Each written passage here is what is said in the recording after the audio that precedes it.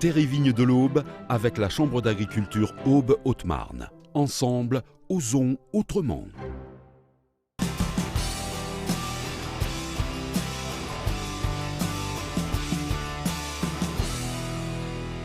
Le conseil départemental et la chambre d'agriculture ont reconduit leur partenariat mi-juillet. Celui-ci comprend de nouvelles clauses, notamment le retour de l'Aube au Salon de l'agriculture de Paris en 2024.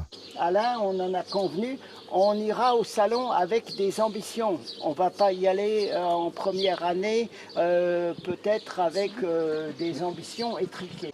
Je pense qu'il y a des produits qui sont connus nationalement, bien sûr comme le champagne, comme le chaours, mais il y a aussi des filières locales qui peut-être sont connues localement et qui méritent pleinement d'être connues nationalement. Le monde agricole peine à recruter et le conseil départemental accompagne les bénéficiaires du RSA.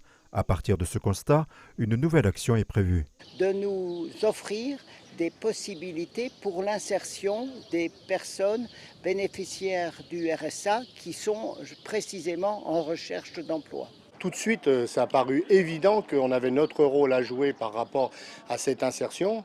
Alors c'est sûr que ce n'est pas un challenge qui est évident. On parle presque de plein emploi aujourd'hui. Nous, on a des ressortissants qui ont besoin de main-d'œuvre, qui cherchent à corps et à cri.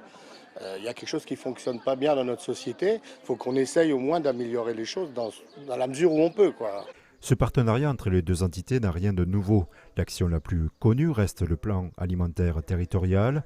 Une quarantaine de producteurs locaux fournissent près de 200 produits aux cantines des collèges. Le département a financé le logiciel nécessaire à la logistique.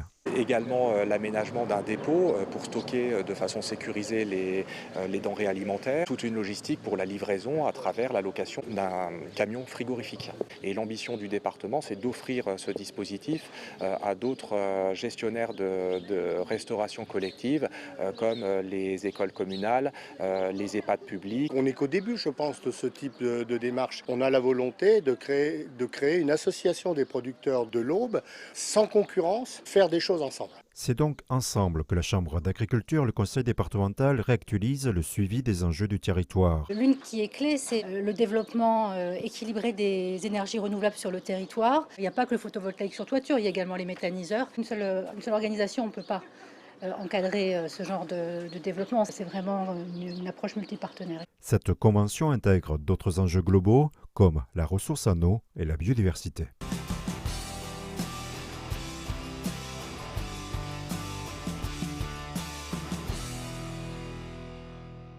Terre et Vignes de l'Aube avec la Chambre d'agriculture Aube-Haute-Marne. Ensemble, osons autrement.